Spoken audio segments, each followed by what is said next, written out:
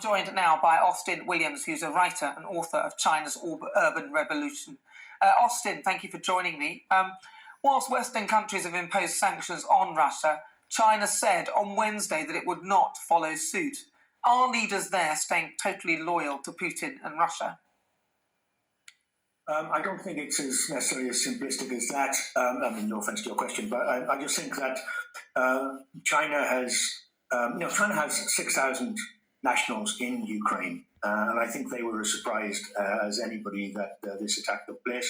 At the moment, there's 1,500 evacuated. There's been one dead reported and many, many more injured. So I don't think that China was necessarily complicit, as some of the stories have said, in this attack, and they were taken by surprise.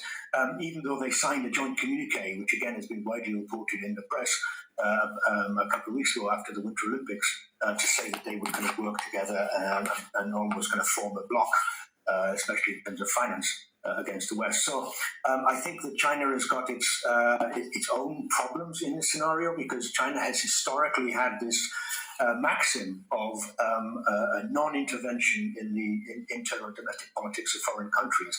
Whatever you might think of whether they've ever lived up to that, that's the way they think about it. So at the moment, they are damned if they do, damned if they don't, and actually their entire history of the last 40 years has been sitting on the fence. At some point, they may have to come off, but we can talk about that. Well, I was going to say, are they not worried about secondary sanctions? So as they sit next to Russia, the world will start closing off to them as well. Well, that's very true. At the moment, there's an element of China may gain, because as Nord Stream 2 is shut down to Germany and into European countries, so they've just opened up the Power of Siberia, which is the name they've given to the oil and gas pipeline towards north of China. So in some ways, they're going to gain some of that oil and some of that trade that the West is actually curtailing. And they've already kind of done a number of financial deals. Huawei is actually making inroads into Russia. So, there's that kind of short-term gain. However, you're right that if what's actually happened, which is what China in some ways is really nervous about, is that this has unified the West. China would be very happy in some regards, in some spheres, if this was just seen to be America, or this was against that old kind of narrative of China versus the American elite or Britain. What's actually happened is there's been a unification with the West, polarized in favor of Ukraine against Russia, and China doesn't want to be seen to be dragged into that relationship. So that's why I'm sure in some regards it kind of endorses what Russia's done in some respects, and I'm sure it can think it can benefit from it. But also it realizes two things. One is that being a pariah in a global financial market is not good for its status. And secondly, some of these kind of rebellions and protests against national governments is going to impact upon the ability of Chinese nationals or Uyghurs or Kazakhs or Mongols or, you name it, lots of minority groups who may also feel maybe they have a right to kick off and start up. And that terrifies China, because China is premised on internal stability. That's its entire raison d'etre. Because I'm wondering about China's nuclear arsenal. They've been very tight-lipped. They never say what they've got. But could it be that they have more nuclear weapons than Russia?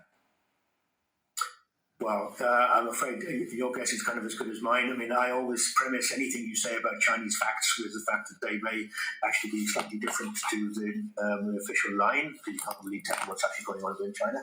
But obviously China China has, other ambitions. Yes, so China wants to be kind of a global leader. It wants to be involved in the Western network. It wants to influence policy. It wants Taiwan back.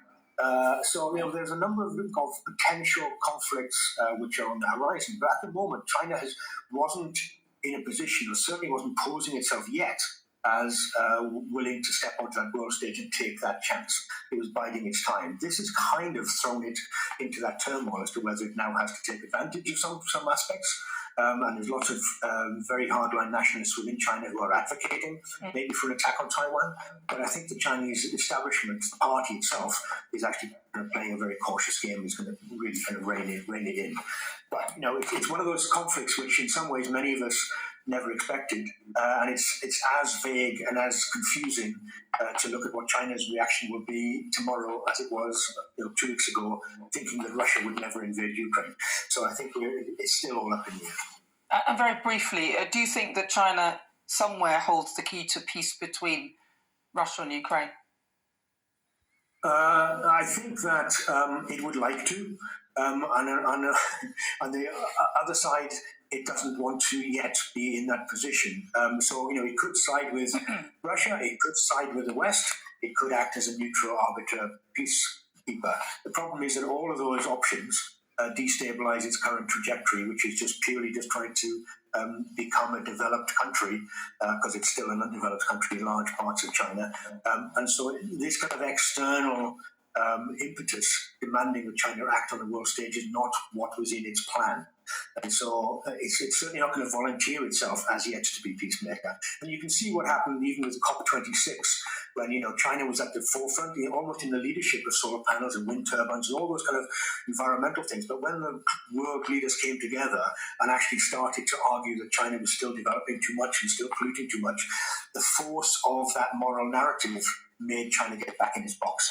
So China is not yet able to exercise its authority. Yeah, there were nowhere to be seen, were they? Austin, thank you very much for your thoughts. That's Austin Williams. He's an academic and author of China's Urban Revolution.